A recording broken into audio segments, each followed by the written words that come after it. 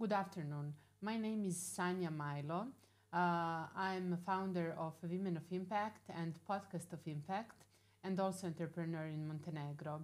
You are watching today podcast, which we present to you in order to motivate you and to give you success advices. My guests are interesting persons from Montenegro and from the world, expats who are living here, and people who can share and give you the best advice you can hear. Today, it is my great honor to have head of EBRD office in Montenegro. This is Mr. Remonom Zakaria. Welcome.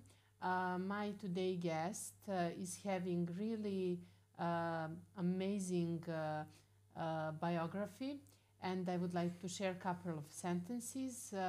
What is interesting that he's 12 years of his experience, he is working in the development projects, and that he is Italian.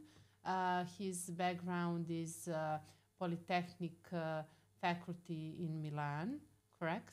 That's correct, yes, thank you. Great. And that actually you are holding your master degree in the engineering. Welcome, Ramon.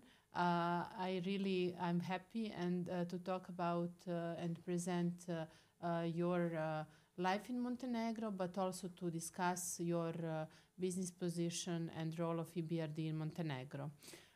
We are all happy, and as an entrepreneur, I can say that EBRD is really supporting SMEs from my perspective, and that you have a lot of projects, and usually we hear, and all our watchers and listeners, they can hear EBRD in the media of Montenegro everywhere. And really, thanks for having time to be my guest today and to talk about you and EBRD and your life in Montenegro.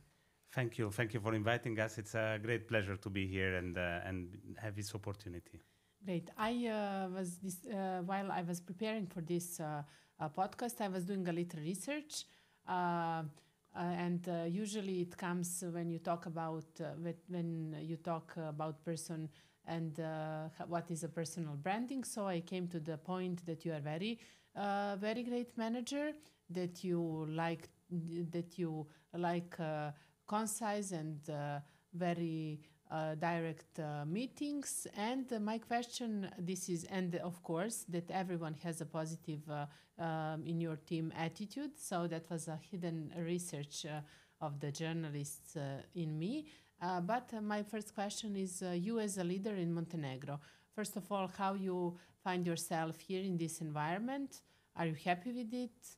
And what is the overall impression? Thank you.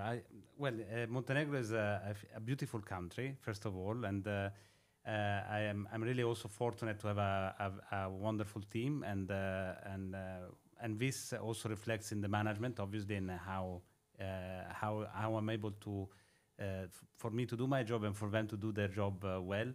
And in terms of let's say the environment we have, it's a very cooperative one.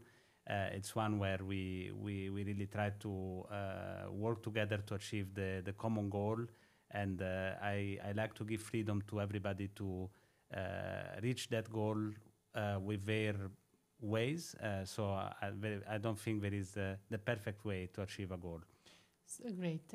You are here from November 2021, correct?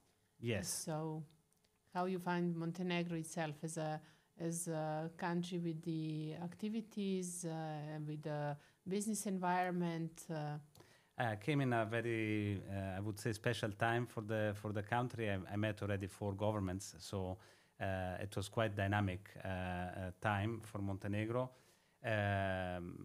Clearly I see the challenges that the country is facing in terms of the different views about the future, about the politics.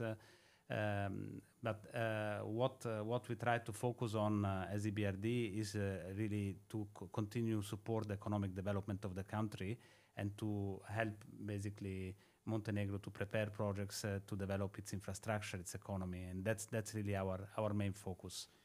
Great. And tell me about your working experience. You used to work in London and in Istanbul and now Montenegro. Which country loves you most?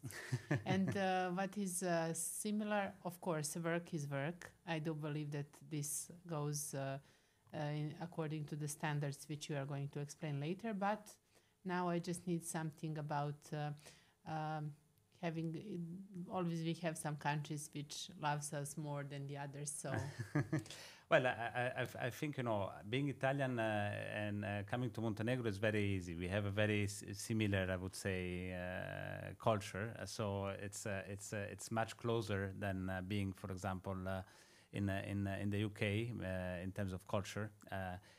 Although London is a very multi-ethnic, multinational capital, so you can basically meet anybody from anywhere. So I found Montenegro to be a home. So I really feel at home when I come now to Montenegro, even though I'm just here 3.5 years.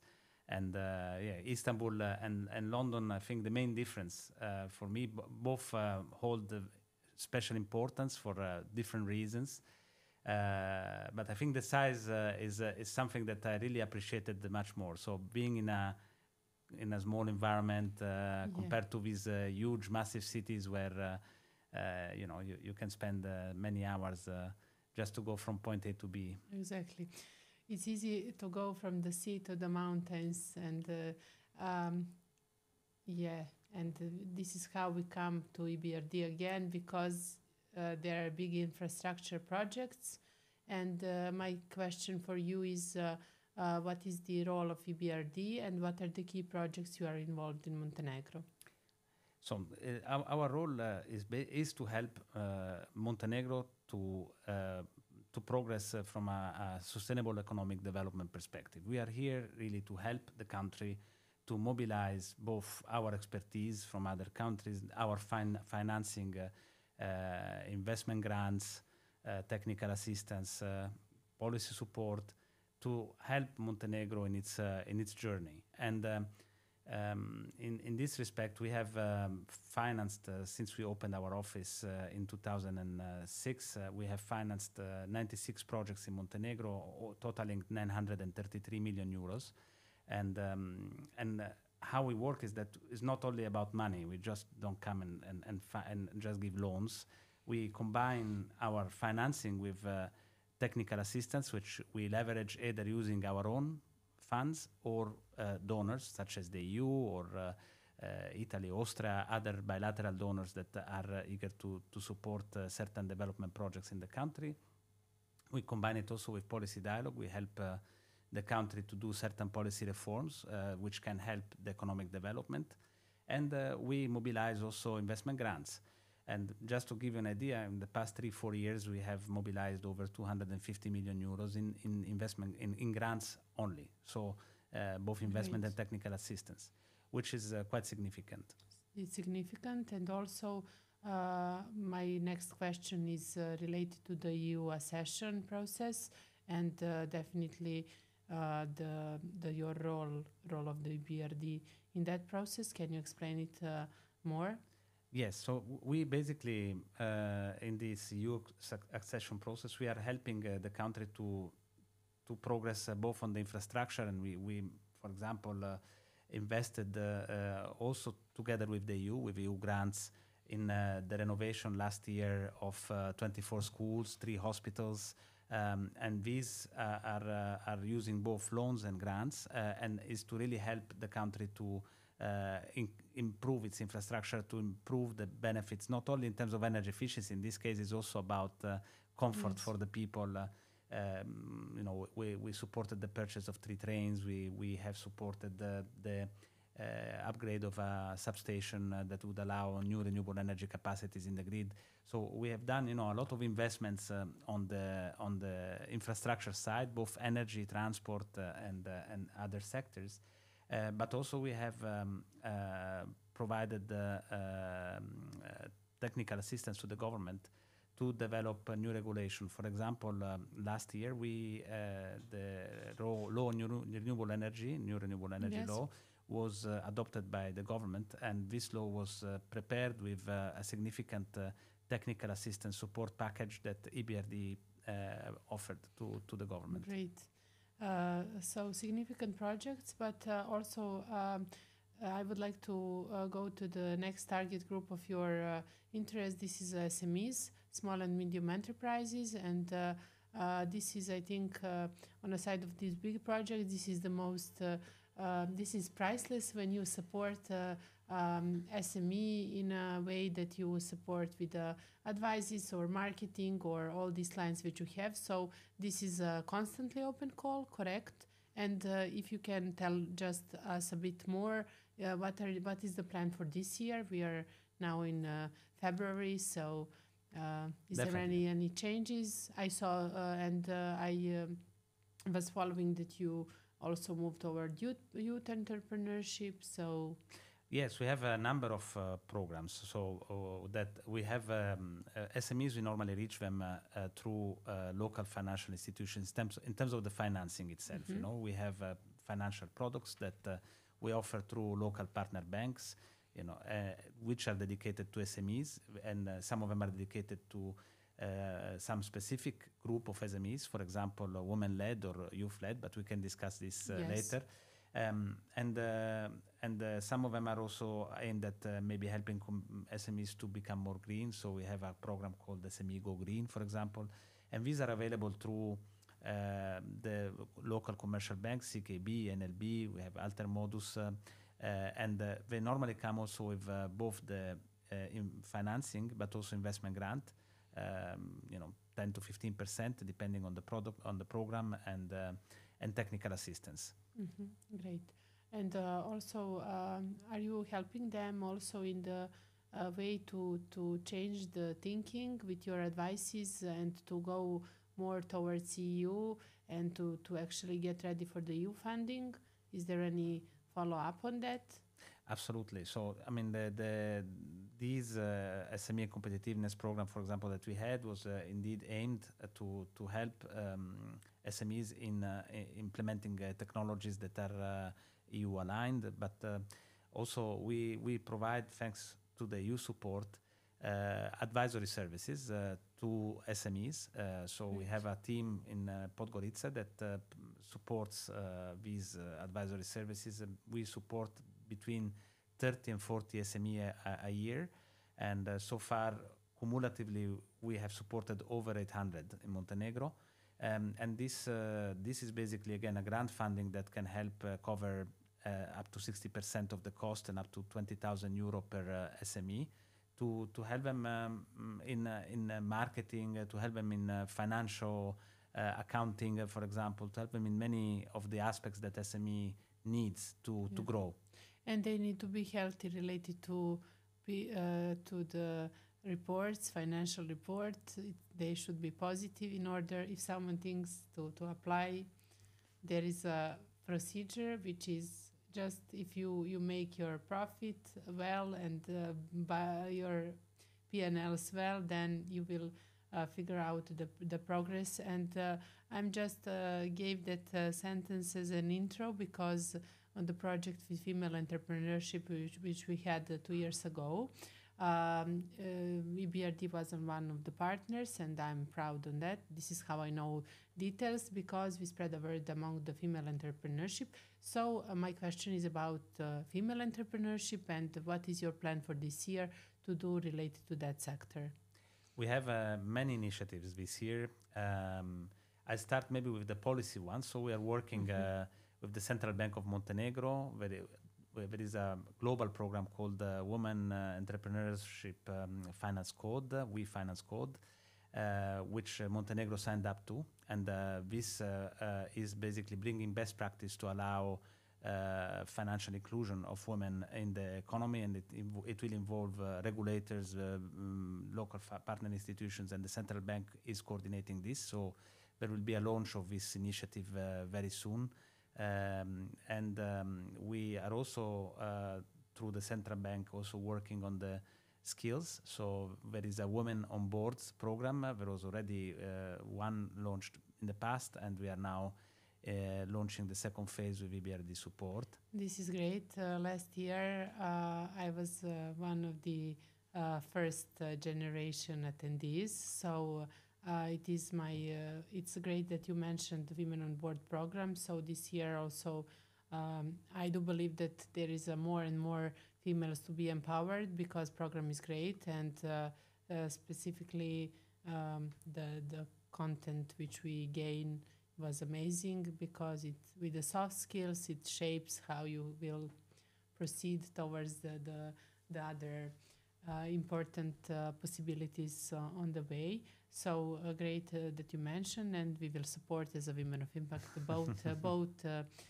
in order to spread the word among females. And what about credits? Because you are a bank, different style of bank, but always it is usual that entrepreneurs are asking for the credit lines. You mentioned a couple of banks you are working. Is that all open? Is there any plans that you will extend the credit lines, or to actually maybe do something innovative or new? This will continue. So we have the Women in Business program, and this program comes with both the technical assistance that we already discussed, but also it has a first loss risk cover, which is maybe I can explain it in more less technical terms. Helps basically mitigating risks for women-led entrepreneurs for the banks, so that basically the banks can either take less collateral from the women-led enterprises, or basically offer more better terms, let's say, to them. So this program will continue, and is basically one of the main tools that we have to support women in Montenegro. Great. And the next question is about youth, because we say in Balkan, na mlađima svet ostaje. That means that youth will lead the future. So what about grants for them, and what is the role of EBRD in that sense, and how it will be expanded this year? Well, we have again another program called Youth in Business program, which is similar to the Women in Business, but dedicated to youth.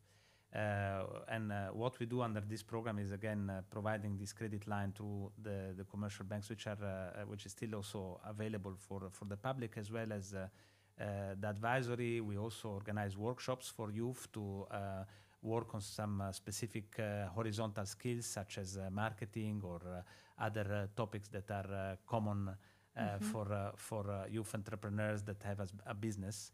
And this will continue also this year. So that's one of the main ways we support youth in Montenegro.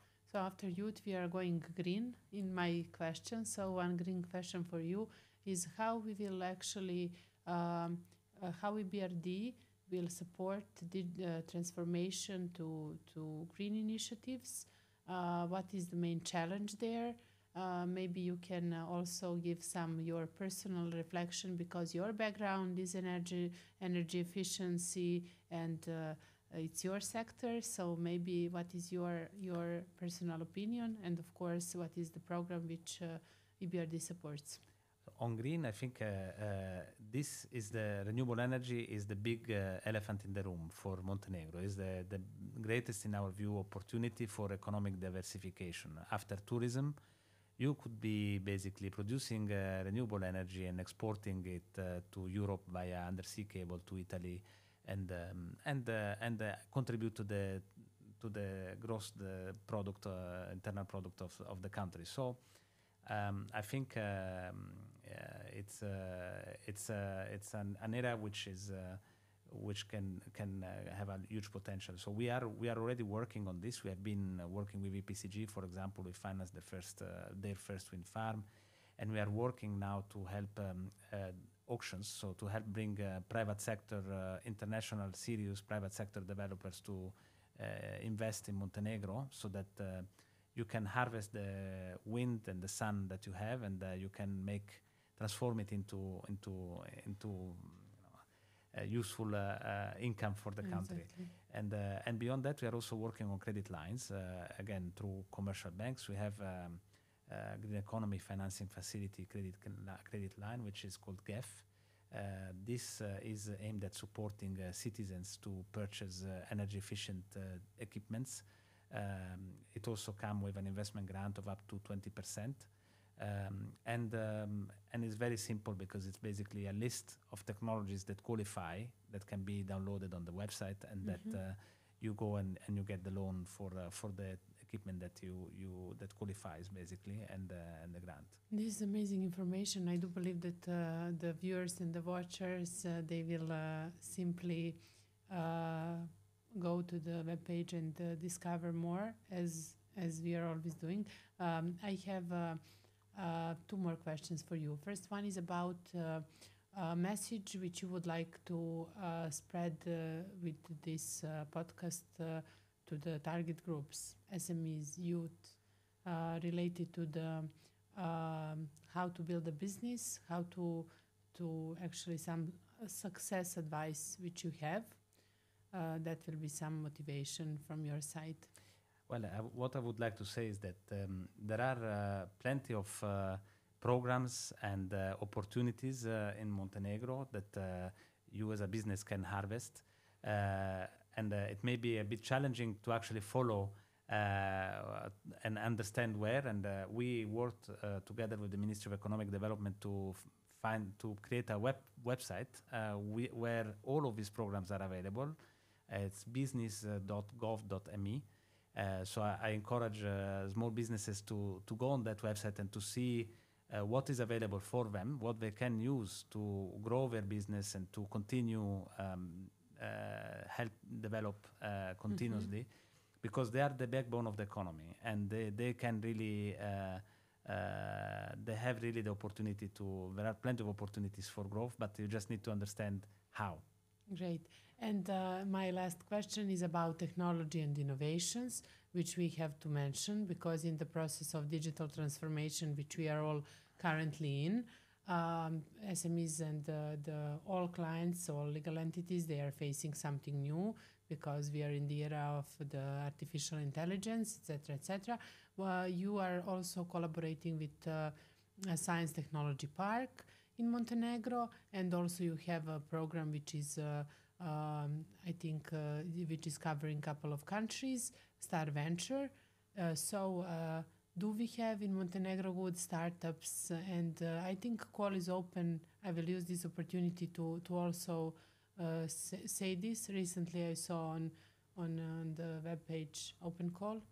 Absolutely. So there is definitely, we have this program, as you mentioned. You seem to be very familiar with our SV program, and this is available for all startups, and you can reach out to our colleagues that are working on this to help. What we see in Montenegro is that definitely there are also in the IT sector innovative businesses and innovative entrepreneurs.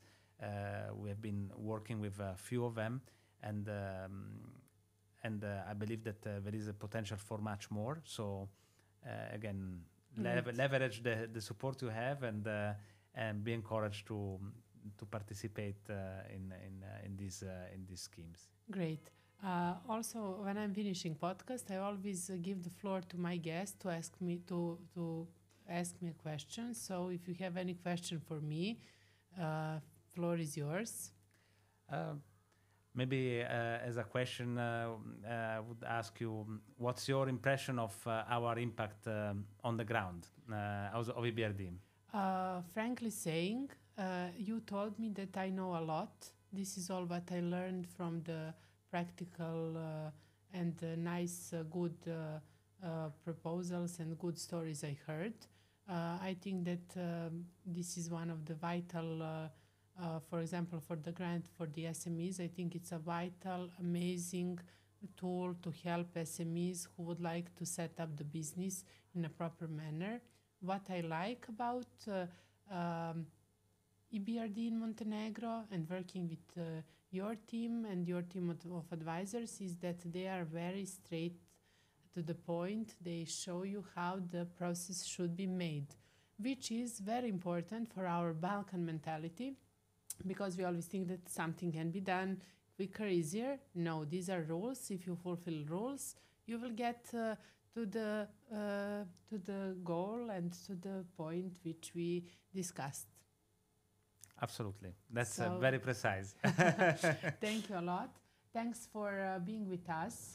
This is a podcast of Impact, and my guest today was Mr. Zakaria from EBRD. He is head of EBRD in Montenegro, and I hope that we encouraged you and gave you some advices for success, and this carefully chosen content will make an impact in your private and business life.